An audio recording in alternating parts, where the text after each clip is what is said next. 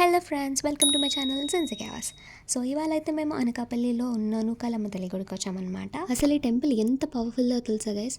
చాలామంది చాలా ప్లేసెస్ నుంచి కేవలం ఈ అమ్మని చూడటానికి వస్తారు. అసలు ఈ టెంపుల్ ఎందుకు ఎంత పవర్ఫుల్, దాని వెనుక ఉన్న స్టోరీ ఏంటి సింపుల్గా చెప్తా. మనందరికీ అనసూయ తల్లి స్టోరీ తెలుసు. The supreme God's Brahma Vishnu మహేశ్వరుల్ని చంటి పిల్లలుగా మార్చి ఫుడ్ పెడతారు. సో వాళ్ళకి ఉన్న పవర్స్తో ఒక కొడుకు పుడతారు ఆవిడకి అనే వరం అయితే ఇస్తారు. ఆవిడకి దత్తాత్రేయుడు పుడతారు. అతనికి చాలా పవర్స్, చాలా నాలెడ్జ్ ఉంటుంది. అతను ఒకరోజు రివర్లోకి వెళ్ళిపోయి 2 years తర్వాత అమ్మాయి రూపంలో వస్తారు.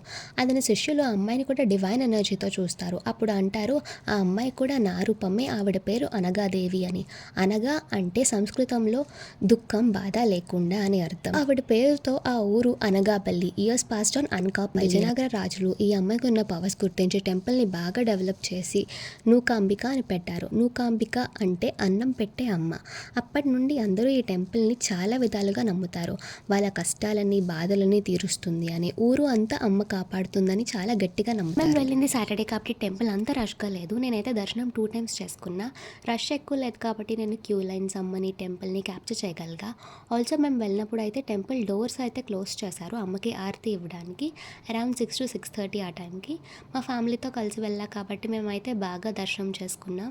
టెంపుల్లో ఓరా కానీ ఆర్కిటెక్చర్ కానీ చాలా బాగుంది గైస్. అమ్మవారు అయితే చాలా కళగా అందంగా ఉన్నారు. Look at those beautiful sculptures guys. అసలు ఎంత బాగా చెక్కారు అంటే 2 కళ్ళు చూడటానికి సరిపోలేదు. ఈసారి మీరు కూడా వైజాగ్ వచ్చినప్పుడు తప్పకుండా ఈ టెంపుల్ని విజిట్ చేయండి. Thank you for watching. Okay, bye.